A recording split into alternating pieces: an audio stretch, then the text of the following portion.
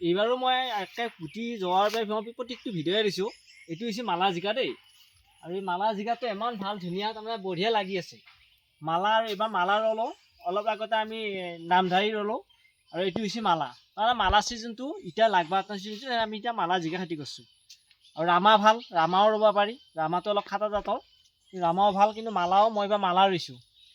আৰু ইয়াৰ জিকাটো বহুত ডাঙৰ চাইজ নহয়, তাৰমানে এইটো মিডিয়াম চাইজৰ। এইটো বহুত ডাঙৰো নহয়, এইটো নিয়মৰ হয়।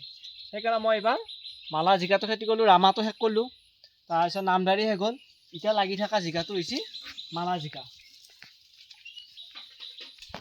এইটো চাইজটো বহুত ডাঙৰ নহয়, আৰু বহুতে ভাল পায় মালা জিকাটো, আৰু খাবও ভাল। কিন্তু মালা জিকাৰ কিন্তু তিতা আজিলৈকে এটাও মোৰ জিকা তিতা হোৱা নাই। যোৱা বছৰো খেতি কৰিছোঁ মালা জিকাই তিতা পোৱা নাই, এইবাৰো মই তিতা পোৱা নাই।